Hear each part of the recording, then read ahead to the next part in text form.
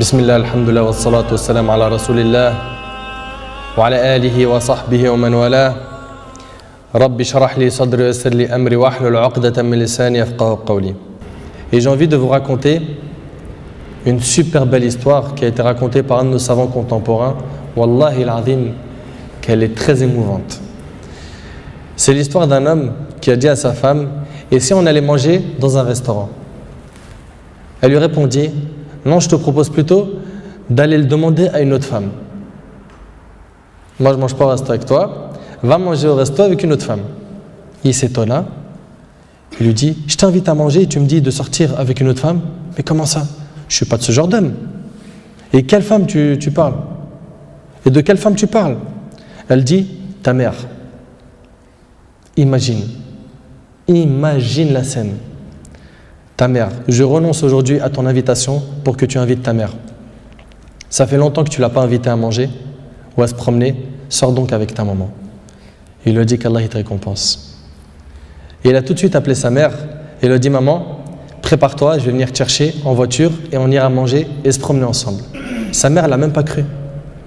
Sa mère ne l'a pas cru. Elle lui a dit: c'est vrai? Il lui dit: oui, par Allah. Viens aujourd'hui, on va manger ensemble. Entre nous, billah alaykum. Qui d'entre vous parmi les frères mariés a déjà fait ça avec sa mère? Et effectivement, ils allèrent ensemble au restaurant. Et la mère s'est remplie d'amour, de joie et de bonheur. Pour elle, c'était un beau rêve. Peu lui importe la nourriture ou l'endroit où elle était, c'est-à-dire même manger par terre ou sur le trottoir ou dans la rue, le plus important, c'est qu'elle était avec son fils et que son fils était bienfaisant envers elle et qu'il ne l'a pas oublié, qu'il ne l'a pas négligé en s'occupant de sa femme et de ses enfants, et elle passa un jour avec lui qui était l'un des meilleurs jours de sa vie.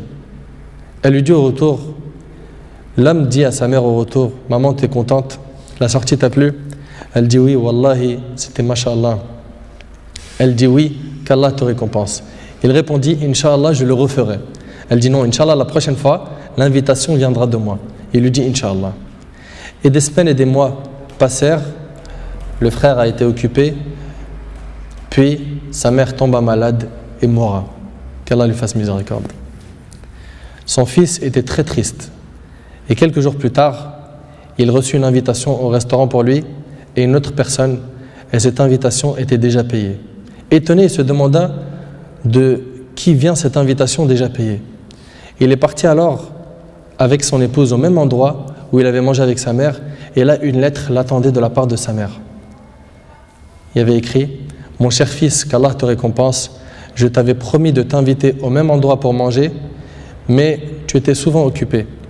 Et maintenant je tiens ma promesse et je t'invite avec ta chère épouse, et je t'invite avec ta chère épouse, qu'Allah vous récompense.